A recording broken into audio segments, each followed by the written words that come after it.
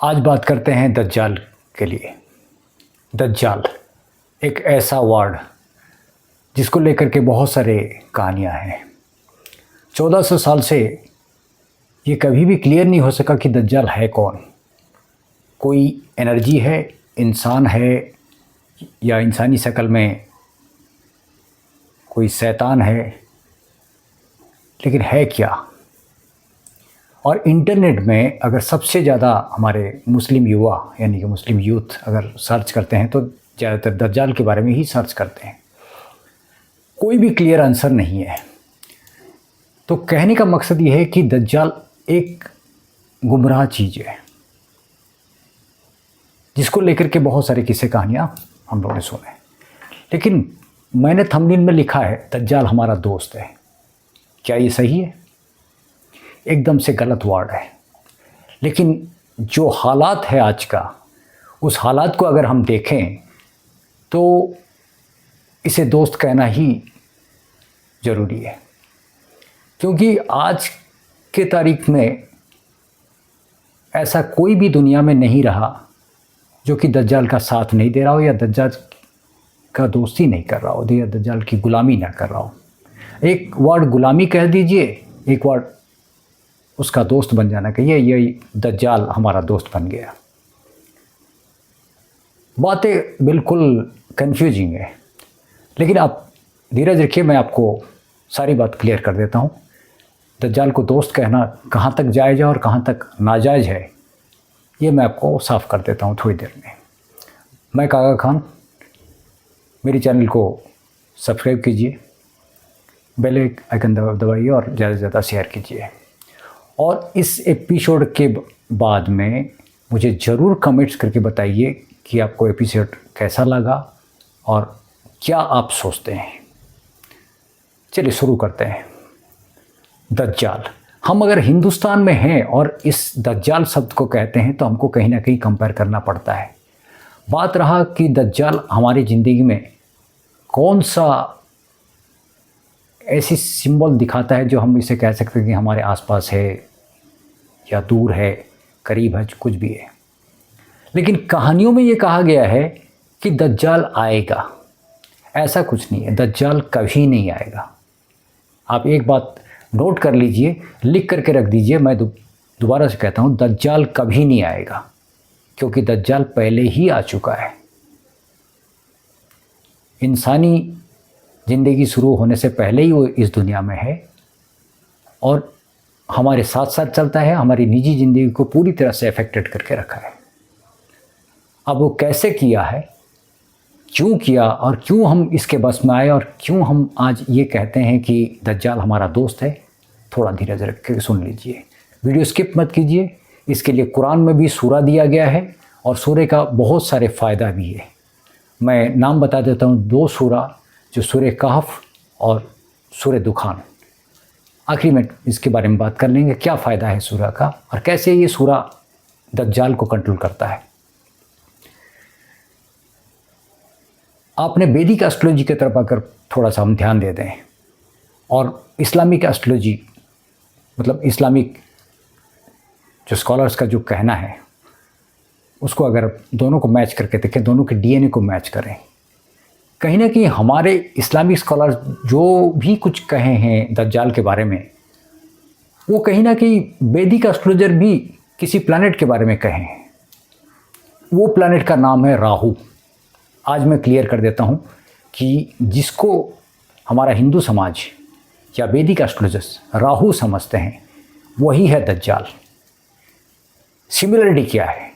Islamic expert ये कहते हैं कि दज्जाल सर्रे आजम है, यानी कि बड़ा सा सर है और सबसे बड़ा धोखेबाज है। अगर धोखेबाजी की बात करा जाए, दज्जाल से बड़ा धोखेबाज कोई नहीं है। दज्जाल के हाथ में रिज्क होगा, यानी कि कमाई होगा। दज्जाल पूरी दुनिया को नेस्तनाबूद भी कर सकता है। बस अब आ जाइए वैदिक एस्ट्रोलॉजर में। राहु एक राक्षस का नाम है और राहु तो पूरा कहा नहीं सकते। राहु का मतलब है ये कटा हुआ सर, जो वैदिक एस्ट्रोलॉजर समझाते हैं। जब समंदर में अमृत मंथन हुआ था, अगर आप लोग अगर हिंदुस्तान में है तो फिर ये तो अच्छी तरह से जानते हैं, समंदर मंथन के वक्त में जो अमृत निकला था उसे पीने के लिए देवताओं को ही अमृत निमंत्रण दिया गया था। और लेकिन उस देवताओं के लाइन में एक राक्षस अपना रूप बदल करके बैठ गया था और उसने कुछ घूंट अमृत का पी लिया। तब जब विष्णु को ये पता चला तो फिर उन्होंने उसका सर धड़ से अलग कर दिया, लेकिन तब तक वो अमृत उसके गले में उतर चुका था, तो वो अमर हो चुका है। अब ये तो कहानी है। तो कटा हुआ सर वो राहु बन गया, धड़ उसका केतु बन गया। अब ये राहु केतु हमारे इस्लामिक नाम में क्या होते हैं? एक है रास, एक है जुनाब। वैदिक एस्ट्रोलॉजर राहु को कटा हुआ सर कहते हैं, और वही एक ही बात, सबसे बड़ा धोखेबाज।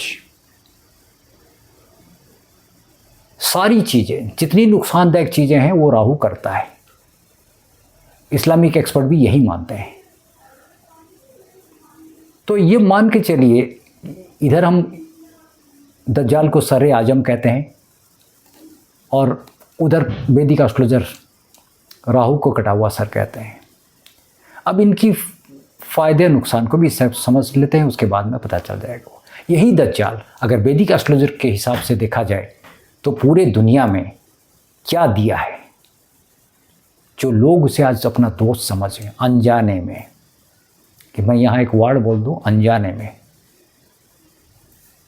लेकिन इस राहु की एनर्जी यानी कि दज्जाल की एनर्जी को अगर हम समझ लें तो फिर हमें दज्जाल से कोई घबराने वाली कोई बात नहीं है।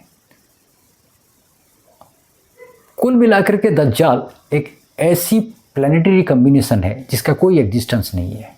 इसे इसीलिए छाया ग्रह यानी कि शैडो स्टार कहा जाता है। अब इसकी देन क्या है दुनिया में, ये सबसे पहले समझ लीजिए, अच्छाई और बुराई दोनों। इसने दुनिया को इंटरनेट दिया, स्टॉक मार्केट यानी कि शेयर मार्केट दिया, इलेक्ट्रिसिटी जो आप हर घर में जलाते हैं, ये उसी की देन है दज्जाल की। पोर्ट यानी कि जो बंदरगाह होता है, ये भी इसके कंट्रोल में आता है। कोयला ये इसी का कंट्रोल में। क्रूड ऑयल बहुत बड़ी चीज़ है जो पूरी दुनिया को चला रही है। फिल्म इंडस्ट्री शौक का चीज़ है, सबकी चाहत, थोड़ा सा चेहरा दिखाने का। सोशल मीडिया, ट्रैवलिंग करना यानी कि कहीं कहीं घूमने जाना आना, स्पाई यानी कि जो गुप्तचर होते हैं। और सबसे बड़ी बात मैं आपको अब बताता हूँ, ये दज्जाल जिसे कहा गया था कि ये मतलब इसके हाथ में रिस्क होगा, तो दुनिया का कोई भी बिलियनर नहीं है जो बगैर दज्जाल के बिलियनर बन सकता है। वैदिक एस्ट्रोलॉजर भी यही मानते हैं। दुनिया में जितने भी बड़े बड़े करोड़पति बने हैं या बिलियनर आज हैं, ये सब के सब दज्जाल के शागिर्द हैं या दज्जाल के चेले कह सकते हैं, दज्जाल के को साथ लेके चलने वाले लोग हो सकते हैं। तो मैंने कहा इंटरनेट इसने दिया है, तो हो गए ना आप गुलाम। ऐसा कोई बंदा नहीं है दुनिया में जो आज उसके जेब में इंटरनेट लेकर नहीं घूमता। भले आप 5 वक्त का नमाज ना पढ़ें, इसके लिए आपके पास फुर्सत नहीं है, लेकिन दज्जाल को जेब में लेकर घूमना ये आपका शौक बन चुका है। शेयर मार्केट में पैसा ही पैसा है, हर किसी को उसमें इंटरेस्ट आ चुका। आपकी जानकारी के लिए बताऊं, मुसलमान भी इसमें बहुत ज़्यादा इंटरेस्ट रखते हैं। इंटरनेट तो सबके जेब में है। मैंने जितनी सारी चीज़ें बताई, ये सब दज्जाल की अच्छी देन है और आज लोग इसके गुलाम बन चुके हैं। इसीलिए मैंने कहा दज्जाल आपका दोस्त है। अब इसकी बुराई को समझ लीजिए। बुराई में ये क्या क्या करता है तो लोगों के नज़र में अभी तक नहीं आता। सबसे पहला बात है, सबसे बड़ा धोखेबाज है। धोखा देना, चाहे किसी भी चीज़ में। मैं जिस शेयर मार्केट की बात कर रहा हूँ, ये एक धोखा है सबसे बड़ा। आपका पैसा पल भर में किसी और के अकाउंट में चला जाएगा, ये धोखा है। इसलिए सबसे बड़ा धोखेबाज तो यहीं पर ये खड़ा है, लोग इसे पहचानते नहीं हैं। इंटरनेट में भी धोखेबाजी चलता है। बाकी जो इंटरनेट चलाते हैं वो जानते हैं साइबर क्राइम कितना चलता है। पूरे धोखेबाजी का गढ़ बन चुका है इंटरनेट। एक्सीडेंट, अचानक दुर्घटना, बीमारी, सडनली कारोबार में लॉस हो जाना, बदन में बुखार आ जाना, सर्जरी हो जाना, ऑपरेशन, गंदा नाला घर के पास में बहता है, स्मोक, धुआं, किसी भी कारण से, चाहे इंडस्ट्री से हो चाहे सिगरेट से हो, इसका भी मालिक वही है। टबाको, जो तंबाकू खाते हैं, ये भी उसी के अंडर में आता है। राख, ये भी दज्जाल का है। लड़ाई झगड़े तो है ही है, पूरी दुनिया में करता है, हर घर में करवाता है। बीमारी भी देता है। सबसे पहला चीज़ और आखिरी चीज़ हम मान के चलिए, शरीर में जब भी कभी बीमारी आता है तो इसका कारण भी ये है, दज्जाल यानी कि राहु। जेल इसका एक सबसे बड़ा डिपार्टमेंट है। गलत करेंगे फिर यही लेकर आपको जेल में भर देगा, राहु यानी कि दज्जाल। कोर्ट केस भी बना देता है। एक लंगड़ा आदमी इसी का ही शिकार है, और लंगड़ा आदमी ही कोई समझ सकते हैं ये एक दज्जाल है। उसके अंदर में वो खूबियाँ भरी हुई रहती है। एक आंख का काना आदमी, ये भी वही। तो इतनी सारी जो मैंने सिम्टम्स आपको गिनवाया, ये दज्जाल की बुराई और अच्छाई है। बुराई को लोग ध्यान देते नहीं है, होता है इनके साथ में, घटता है, लेकिन लोग उसको ध्यान देते नहीं है। समझते मेरी किस्मत में था, किस्मत में नहीं था। बचाने वाला खुदा है, बचा लिया, लेकिन ख़राब करने वाला ये दज्जाल है। ध्यान रखिए इस बात को, मैंने रिपीट करके कहा कि बचाने वाला खुदा है, बचा लेता है बुराई से, लेकिन ये सारी बुराई देने वाला जो प्लैनेट है, जो एनर्जी है, ये दज्जाल है। देखिए, इस्लामिक दुनिया में आज तक ऐसा एनालिसिस किसी ने नहीं दिया होगा। अगर आप हिंदुस्तान में हैं तो ज़रूर मेरी वीडियो को किसी न किसी वैदिक एस्ट्रोलॉजर को ज़रूर दिखाइए। एक 10-15 मिनट टाइम दीजिए। जो मैंने कहा वैदिक एस्ट्रोलॉजर राहु के बारे में वही कहेगा। सिम्टम पहले बता दीजिए कि हमारे इस्लाम में दज्जाल एक, जिसे हम सर आजब में बड़ा सा सर कहते हैं, अगला वही बताएगा ये कटा हुआ सर। और सिम्टम के सब में सारी जितने मैंने आपको गिनाई है। लेकिन अब गुलामी कहाँ करते हैं हम गुलामी यहाँ करते हैं, हम इंटरनेट के गुलाम बन चुके हैं। शेयर मार्केट में हम घुसते ही जा रहे हैं, क्या हिंदू क्या मुसलमान। इलेक्ट्रिसिटी रोज का ज़रूरत है। फिल्म इंडस्ट्री में सबका शौक है, क्या बच्चा क्या बूढ़ा। जो 1400 साल पहले नहीं था, लेकिन आहिस्ता आहिस्ता ये लोगों के जहन में, लोगों के जेब में, लोगों के घर में अपना अड्डा जमा दिया। तो लोग इसके गुलाम बन चुके हैं। इसलिए मैंने कहा कि दज्जाल आपका दोस्त है, क्योंकि आपने बना लिया। हुजूर ने नहीं कहा है। हुजूर तो उस वक्त में भी आपको बचा के गए हैं कि जब उनके पैर के नीचे क्रूड ऑयल था, उन्होंने नहीं बताया, क्योंकि जानते थे ये डिपार्टमेंट ही दज्जाल का। जिस दिन ये बाहर निकल आया क्रूड ऑयल, जो अरब की ज़मीन है वो किसी और दिशा में चली जाएगी, यानी कि अय्यासी के दिशा में। आज आप देख सकते हैं सऊदी और सऊदी बेल्ट में जितने भी कंट्रीज़ हैं जिसके पास में क्रूड ऑयल है, वो कैसी ज़िंदगी जीते हैं। इस्लाम को कहाँ पीछे छोड़ चुके हैं वो, उसके बारे में मैं राय देना सही नहीं समझता। इस्लामिक एक्सपर्ट समझते हैं इसको। बस इस दज्जाल के फरेब से बचने के लिए 1400 साल पहले खुदा कुरान में 2 सूरा भी बखूबी दिया है। एक है सूरह कहफ।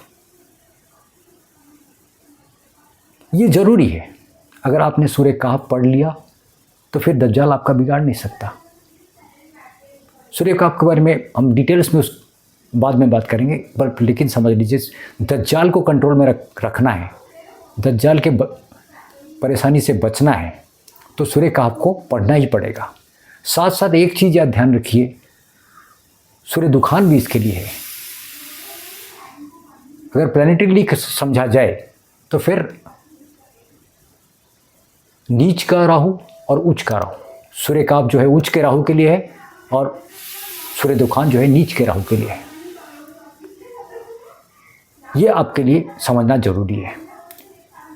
तो मेरा ये समझाने का मकसद ये है कि कुरान हर प्लैनेट के लिए कुछ ना कुछ सूरा दिया, जो मैंने पहले भी मेरे वीडियो में बताया है। तो आपको समझना है कि कौन सा सूरा इसको। ये सूरह कहफ, मैं भूल भी गया हूँ एक चीज़, जितने हमारे लेप्रोसी है, कुष्ठ रोगी, ये भी दज्जाल से के शिकार हैं। और सूरह कहफ लेप्रोसी को भी ठीक करता है, किसी भी तरह का लेप्रोसी हो। तो अगर आपको दज्जाल से बचना है, और भी छोटी छोटी उपाय जो इस्लामिक दुनिया 1400 साल पहले हमको बताया। सबसे पहली चीज़ बताया है असर का नमाज। ये राहु को कंट्रोल करता है, क्योंकि राहु नींद का कारक। आप समझे होंगे 4 साढ़े 4 बजे का वक्त में थोड़ा नींद भी आता है।